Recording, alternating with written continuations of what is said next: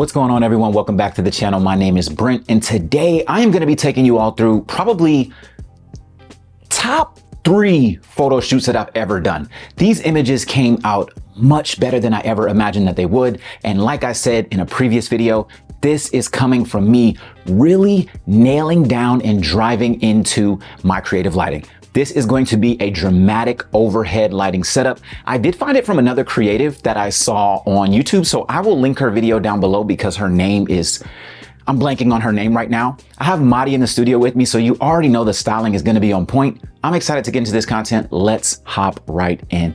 If you're looking to elevate your studio photography lighting, look no further. Click the link in my bio as the studio lighting bundle is now live.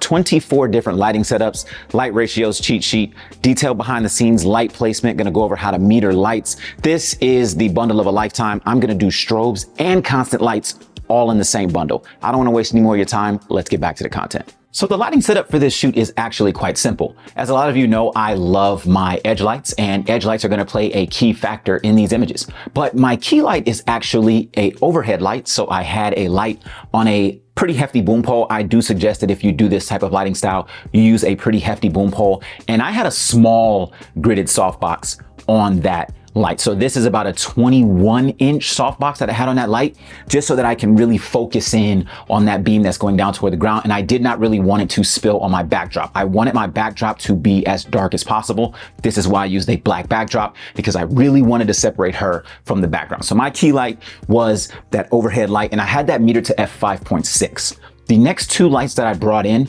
were my edge lights. And on one side, I had an edge light that had a strip box on it, and this was gridded. And on the other side, I had an edge light that had a reflector with a grid on it.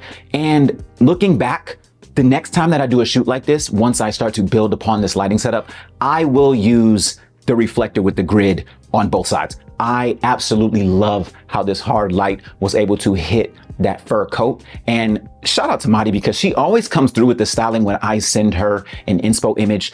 Her and I, we have this synergy where I can send her the lighting setup that I'm trying to do, and she kind of takes it and she's like, okay, these are the pieces that I have. I think this would go great with it. And she brought this jacket, put together this nice fit. And when she throws the hood on, you get the nice halo, like, oh my God. So back to the lighting setup. I had the overhead light with the 21-inch softbox that had a grid on the inside, and this was metered again to f5.6. I was shooting at 5.6, ISO 100, shutter speed 1/250th, and then I had my 2 edge lights.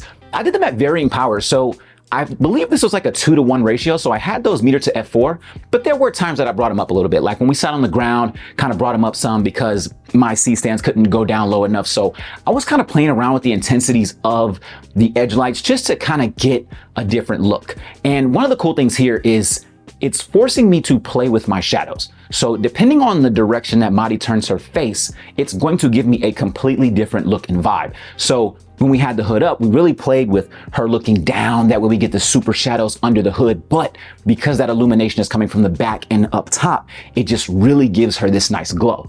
The second piece to this is once we got in editing, I made sure to let my editor know that I wanted to have some halation around my subject. I really wanted her to pop off the background, and I wanted to exaggerate what those edge lights were doing. So in the raw images, it's not going to look quite as crazy, but of course in editing, we pulled that out even more, kind of darkened down that background. And then for some shots, when she didn't have the hoodie on, I had her kind of lift her chin up sometimes, right? Just so I can get some light in the face. Or if I had her turn to either profile, I could get a little bit of that hard light shooting onto her face. Again, this is a lighting setup that I'm gonna keep trying to play around with. I want to take these concepts that I've been using over the last couple shoots and just build on them. So every Sunday, I'm gonna be posting the behind the scenes of some sort of creative shoot. I'm going to build on this one, just like I'm gonna build on the next shoot and the one that I did a few weeks ago with Zadra, which was a beauty style shoot. I am gonna continue building on these shoots. But for this shoot specifically,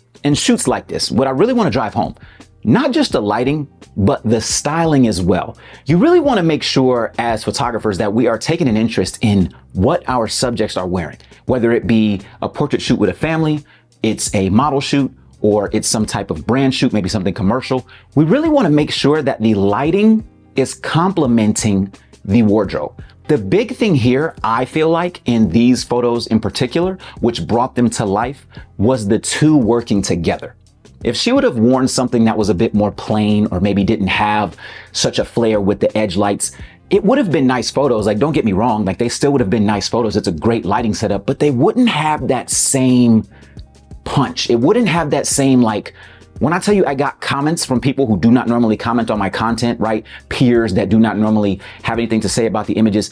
The only way to do that is for everything to work together seamlessly, from the directing to the mood board to the lighting to the styling.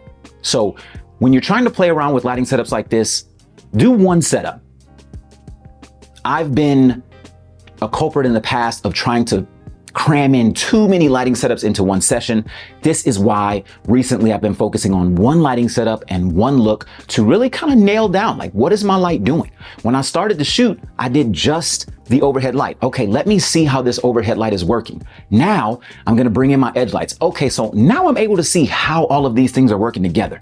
When we're shooting, we wanna make sure that we're not rushing, especially when we're in our trial phase, right? When you're trying something out, please do not feel an obligation for every single image to just be a banger.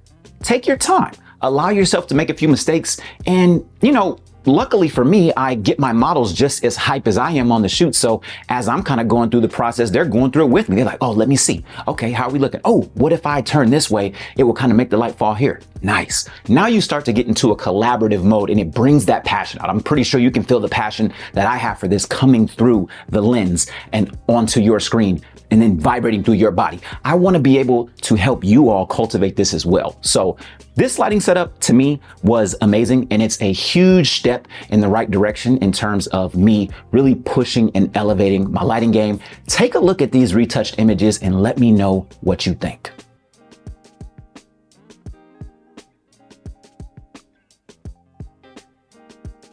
All right, everyone, that is going to do it for another video. Quick one today. And if you're someone who wants to elevate your studio lighting, click the link in my bio down below. The studio lighting bundle is live. 24 different lighting setups. I go over light ratios, how to meter light, detail behind the scenes, all of it. All of it. I really want everyone, my mission is to make sure all photographers are well equipped with the ability to use artificial lighting, whether that be constant lights or strobes. The bundle goes over both. I need everyone to not be afraid of pulling out lights and really work on getting the images you want.